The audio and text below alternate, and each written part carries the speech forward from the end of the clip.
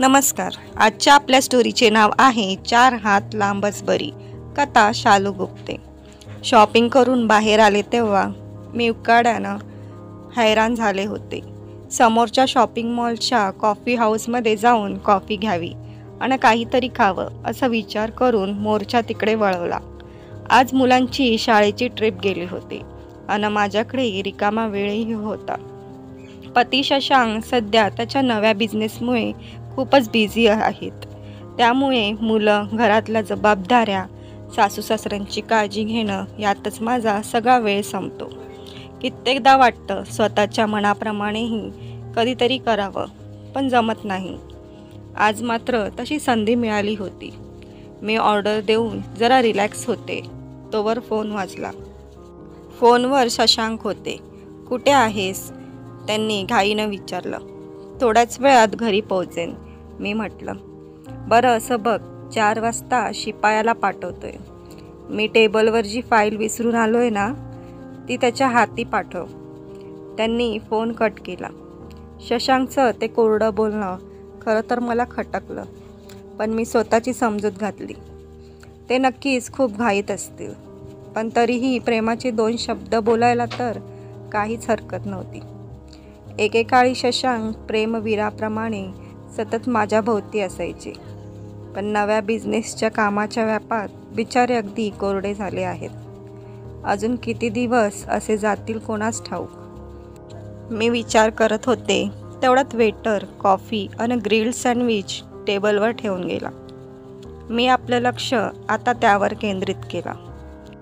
कॉफीचे 2 घोट घेते तोवर ओळखीचं हसू कानावर आलं. वळून बघितलं तर चकित झाले.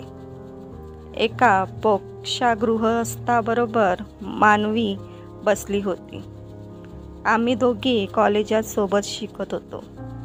मानवीला बघून माझं मन एकदम उल्हासित झालं.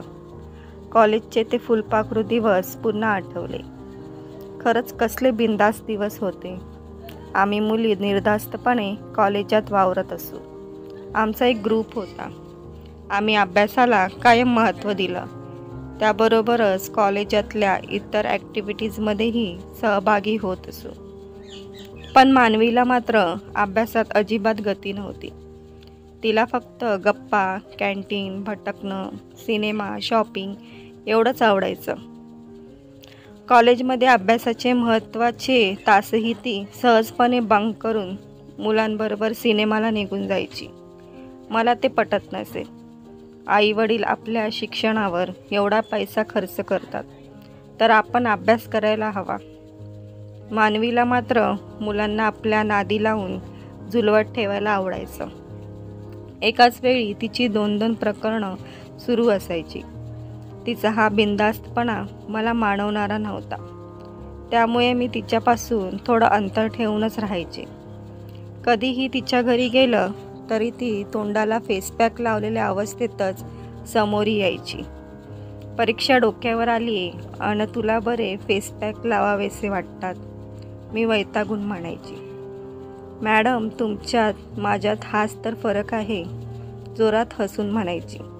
विचारांचा मूलभूत फरक म्हणजे तू अभ्यासासाठी कॉलेजात येतेस. मी मुलांना गंटवायला कॉलेज जॉईन केलंय. माझं तर ठाम मत आहे, माया हवी तर काया, म्हणजे देहाची काळजी घ्यावीच लागेल. तिचं हे तत्त्वज्ञान माझ्या मेंदूत शिरत नसे. ज्यावेळी मी अभ्यासासाठी लायब्ररीत बसायचे तेव्हा ती कुणा मुलाबरोबर कॅन्टीनमध्ये असायची. कॉलेजचे दिवस भराभर संपत होते. आमचा अभ्यास चालू होता. मानवीची प्रेम प्रकरण रंगत होती. वाहत्या नदीसारखी मानवी सुसाट निघाली होती. कुणीच तिला अडवू शकत नव्हतं. खूप श्रीमंत कुटुंबातील लाडावलेली लेक होती. तिचं वेगळं विश्व होतं. ती नेहमी श्रीमंत मुलांच्याच मागे असायची. मानवी भोवती मुलामुलींचा चमचेगिरी करणाराही गोतावळा असायचा.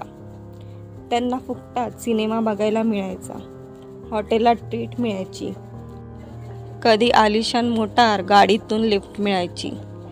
ती सर्व तिला त्यावेळी खूप नावाजत असत. आपली प्रशंसा ऐकून मानवीला धन्य धन्य वाटायचं. शेवटी कॉलेजचे दिवसही संपले आणि सगळ्याच मैत्रिणी इकडे तिकडे पांगल्या. तरीही मानवीची बातमी म्हणजे एखादं नवं प्रेम प्रकरण कधीतरी कानावर यायचंच. मग तिचं लग्न झाल्याचं कळलं. आता तरी ती थोडं स्थिर आणि चांगलं आयुष्य जगेल असं मला वाटलं. इतकी वर्ष तिचं ते अस्थिर आयुष्य, नवी नवी प्रेम प्रकरणं, हे सगळं सभ्य सुसंस्कृत कुटुंबातल्या आम्हा मुलींना विचित्रच वाटायचं. सगळ्यांचीच लग्न झाली. सासरचं घर, तिथल्या चालीरीती समजून घेणं, माणसांची ओळख होणं, मूलबाळ वगैरे सर्व रहाट गाड्यातून फिरताना मी मानवीला साफ विसरले होते. आज तिला बघून मला वाटलं तिच्यामुळे अजूनही काही जुन्या मैत्रिणींची खबरबात कळू शकते. ती तर इतकी घरगुती गृहिणी झाले होते की जुन्या मैत्रिणीपैकी कोणाचाही संपर्क उरला नव्हता. मानवीच्या मदतीनं मला माझ्या काही जुन्या मैत्रिणींचा ग्रुप पुन्हा तयार करता येईल. तेवढ्यात मला तो माणूस उठून निघून जाताना दिसला. मानवीही उठून उभी राहिली. मी तिला हाक मारण्याआधीच ती सरळ माझ्याकडे आली. अगं सुमी, तू इथं कशी? तिनं विचारलं. मी जवळची खुर्ची तिच्याकडे सरकवत म्हटलं, थोडी खरेदी करायची होती, ती झाली, आता कॉफी घेते. तर मित्रांनो, पुढील भाग लवकरच येईल. तुम्हाला स्टोरी आवडली असेल तर व्हिडिओला लाईक करा आणि चॅनलला सबस्क्राईब करायला विसरू नका.